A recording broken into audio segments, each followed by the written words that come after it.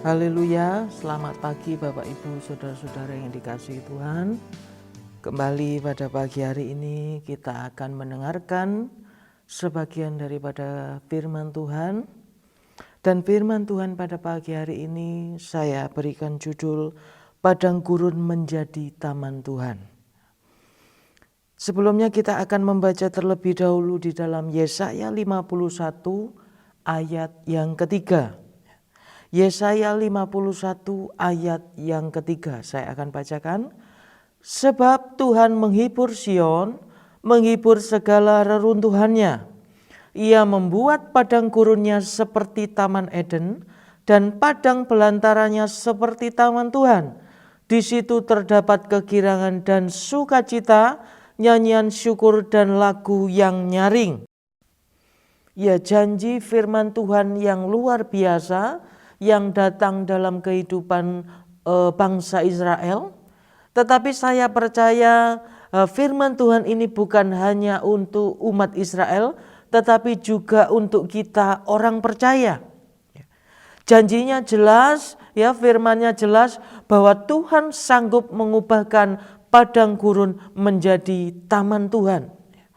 Ya, Tuhan sanggup mengubahkan keadaan yang tanpa harapan, tanpa kehidupan menjadi penuh sukacita. Dan kita bisa melihat buktinya bagaimana Tuhan sanggup mengubah padang gurun menjadi taman Tuhan. Ya, kita bisa melihat bagaimana perjalanan bangsa Israel selama 40 tahun di padang gurun. Kita bisa melihat bukti nyata bahwa Tuhan sanggup mengubahkan keadaan yang seharusnya tanpa kehidupan menjadi penuh dengan sukacita, bahkan mereka penuh dengan kelimpahan. Ada dua bukti nyata yang dilakukan Tuhan untuk bangsa Israel agar mereka ini mengalami keadaan yang penuh kelimpahan, penuh sukacita, penuh ucapan syukur, ya, agar mereka ini mengalami taman Tuhan. Ya. Ada dua hal. Yang pertama adalah Tuhan memberikan mata air dan mana. Ya, ini bukti nyata Tuhan supaya bangsa Israel ini mengalami keadaan taman Tuhan. Ya, yang pertama Tuhan memberikan mata air dan mana. Kita akan membaca terlebih dahulu dalam Ulangan 8 ayat 15 dan 16. Ulangan 8 ayat 15 dan 16. Dan yang memimpin engkau melalui padang gurun yang besar dan dahsyat itu, dengan ular-ular yang ganas serta kalajengkingnya, dan tanahnya yang gersang, yang tidak ada air. Dia yang membuat air keluar bagimu dari gunung batu yang keras, dan yang di padang gurun memberi engkau makan mana yang tidak dikenal oleh nenek moyangmu. Di sini jelas dikatakan, ya, bahwa Tuhan membuat satu hal yang besar atau satu pemeliharaan yang besar untuk bangsa Israel, yaitu Tuhan memberikan air dan mata air dan memberikan mana, ya, makanan. Kalau kita berbicara mengenai padang gurun, ya, kita sudah pasti akan berpikir bahwa di sana tidak ada kehidupan. Karena tidak ada sumber makanan dan tidak ada mata air untuk minum. Tetapi kita bisa melihat bagaimana bangsa Israel selama 40 tahun dipelihara Tuhan. Dikatakan dalam kitab Ulangan, mereka bahkan menjadi gemuk, ya, kaki mereka tidak menjadi bengkak, berjalan selama 40 tahun. Tuhan pelihara sepenuhnya, ya, dalam keadaan yang secara logika tidak ada kehidupan. Yang ingin saya sampaikan pada poin yang pertama ini adalah jangan khawatir soal kebutuhan jasmani kehidupan kita. Sekalipun saat-saat hari-hari ini dikatakan orang, ya, keadaan yang berat, keadaan yang sepi, ya, keadaan yang mungkin dikatakan berkekurangan. Tetapi kita mau kembali kepada kebenaran firman Tuhan, ya, bangsa Israel di padang gurun pun Tuhan pelihara. Di mana keadaan yang berat sekalipun Tuhan sanggup mengubahkan menjadi penuh kelimpahan. Inilah hal pertama yang dilakukan Tuhan agar kita umatnya mengalami keadaan seperti di taman Tuhan. Agar kita umatnya mengalami sukacita, kelimpahan, ya, mengalami penuh ucapan syukur, yaitu Tuhan memberikan mata air dan mana. Ya, kalau kita melihat tadi bagaimana Tuhan memelihara bangsa Israel, caranya bukan cara yang dipikirkan manusia, tetapi dengan cara yang ajaib. Ya, dikatakan batu karang bisa mengeluarkan air. Ya, dikatakan roti turun dari surga untuk memelihara mereka. Begitu juga dengan kehidupan kita. Tuhan pasti memelihara kebutuhan kita dengan cara yang ajaib.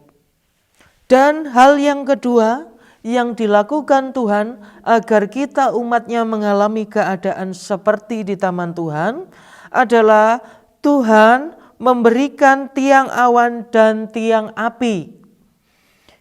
Tuhan memberikan tiang awan dan tiang api. Ya, kita akan baca dalam Keluaran 13 ayat 21 dan 22. Keluaran 13 ayat 21 dan 22. Tuhan berjalan di depan mereka pada siang hari dalam tiang awan untuk menuntun mereka di jalan, dan pada waktu malam dalam tiang api untuk menerangi mereka, sehingga mereka dapat berjalan siang dan malam. Ayat 22, dengan tidak beralih tiang awan itu tetap ada pada siang hari dan tiang api pada waktu malam di depan bangsa itu. Seperti yang saya katakan tadi, bahwa di padang gurun adalah tempat yang sangat minim dengan kehidupan. Karena itu saat seseorang yang melalui padang gurun, ya, mereka bisa saja tersesat bahkan mati. Dikatakan tadi dalam Ulangan bahwa keadaan di padang gurun itu sangat berbahaya, penuh dengan ular beracun dan kalajengking. Karena itu, ya, bangsa Israel ini disertai Tuhan siang dan malam, berupa tiang awan dan tiang api. Tiang awan dan tiang api ini bukan hanya menudungi mereka supaya mereka tidak kepanasan, supaya mereka tidak kedinginan, tetapi inti dari tiang awan dan tiang api ini adalah sebagai penuntun mereka. Kehidupan bangsa Israel ini sama dengan kehidupan kita orang percaya. Ya, di hari-hari yang semakin jahat ini, yang semakin gelap ini, mungkin kita berkata, mungkin kita khawatir, bagaimana saya harus menjalani kehidupan ini? Apa yang harus saya lakukan? Mungkin banyak sekali pertanyaan, ketakutan, dan kekhawatiran untuk kita mau melangkah di kehidupan yang semakin jahat ini. Tetapi kita mau kembali lagi kepada firman Tuhan, ya, kepada janji Tuhan bahwa Tuhan pasti akan menyediakan tiang awan dan tiang api untuk kita. Tuhan pasti akan memberikan petunjuk untuk kita, Pak. Tuhan pasti akan memberikan tuntunan untuk kita siang dan malam. Dikatakan di dalam Mazmur 119 ayat 105, firman-Mu itu pelita bagi kakiku dan terang bagi jalanku. Ya, jelas sekali Tuhan menyediakan tuntunan untuk kita melalui firman-Nya, melalui Roh Kudus-Nya. Ya, jadi kita tidak pernah dibiarkan seorang diri. Di hari-hari yang jahat ini kita mau kembali kepada firman Tuhan, kita mau kembali kepada Roh Kudus. Ya, kita minta tuntunannya apa yang harus saya lakukan, ya. Apa yang harus saya perbuat di hari-hari yang semakin jahat ini. Ya, mungkin akhir-akhir ini kita tidak bisa beribadah di gereja, kita tidak bisa bersekutu di gereja, tetapi Tuhan sudah menyediakan Alkitab, Tuhan sudah menyediakan firman-Nya untuk kita baca setiap hari. Ya, dikatakan bahwa firman itu yang menjadi kekuatan untuk kita, dan firman itulah yang menjadi bahan dasar iman kita.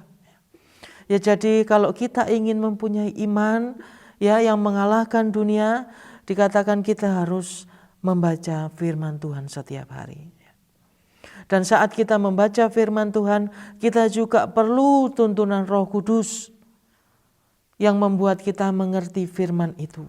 Ya, karena itu mari kita datang kepada Tuhan, karena Tuhanlah yang sanggup memimpin kita, mengajar kita apa yang harus kita lakukan di tengah dunia yang semakin gelap dan jahat ini. Jadi dua hal inilah yang Tuhan sediakan agar kita umatnya bisa mengalami keadaan seperti di taman Tuhan. Kita bisa mengalami kegirangan, kita bisa mengalami sukacita, kita bisa menaikkan ucapan syukur kita, ya kita bisa bernyanyi untuk Tuhan sekalipun di tengah dunia yang semakin jahat.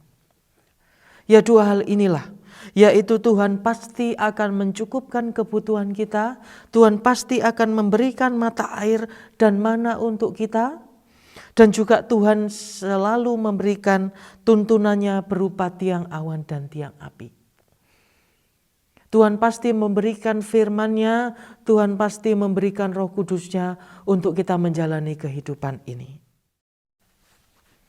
Jadi inilah janji Tuhan untuk kehidupan kita orang percaya. Ya, sekalipun situasi akhir-akhir ini sungguh mengkhawatirkan, ya sungguh membuat kita mungkin tertekan, ya tetapi janji Tuhan itu datang dalam kehidupan kita, bahwa Tuhan berjanji akan menyertai kita. Dialah Allah Immanuel, Tuhan yang tinggal bersama-sama dengan kita. Ya, dikatakan dalam Ulangan 31 ayat yang ke-8, sebab Tuhan Dia sendiri akan berjalan di depanmu, Dia sendiri akan menyertai engkau, Dia tidak akan membiarkan engkau dan tidak akan meninggalkan engkau. Janganlah takut dan janganlah patah hati. Ya, inilah janji firman Tuhan untuk kita. Ya, sekalipun kita ada di padang gurun, ya sekalipun kita ada di tengah dunia yang jahat dan gelap, tetapi kita bisa bersukacita. Kita bisa mengalami keadaan seperti di taman Tuhan. Karena dikatakan Tuhan sendiri yang berjalan di depan kita. Tuhan sendiri yang memelihara kehidupan kita. Puji Tuhan, inilah firman Tuhan yang bisa saya bagikan. Kiranya menjadi pegangan dan kekuatan bagi kita semua. Kita mau berdoa bersama-sama. Bapa dalam kerajaan surga, kami mengucap syukur buat keberadaan kami sampai saat hari ini. Semua karena penyertaan-Mu yang besar Tuhan. Terima kasih Tuhan Yesus, terima kasih buat janji-Mu yang datang dalam kehidupan kami, di mana Tuhan selalu akan mencukupkan kebutuhan kami. Tuhan pasti akan menuntun kehidupan kami di tengah situasi dunia yang semakin gelap dan jahat ini Tuhan. Kami terima Tuhan janji firman-Mu ini, dan kami mau meteraikan di dalam kehidupan kami Tuhan. Terima kasih Tuhan Yesus, berdoa untuk seluruh sidang jemaat-Mu dimanapun berada. Kami percaya Tuhan, Tuhan selalu menyertai seluruh sidang jemaat-Mu, selalu melindungi seluruh sidang jemaat-Mu. Terima kasih Tuhan, kami sambut sepanjang hari ini dengan ucapan syukur. Kami mau serahkan semuanya ke dalam tangan-Mu. Di dalam nama Tuhan Yesus Kristus, haleluya, amin.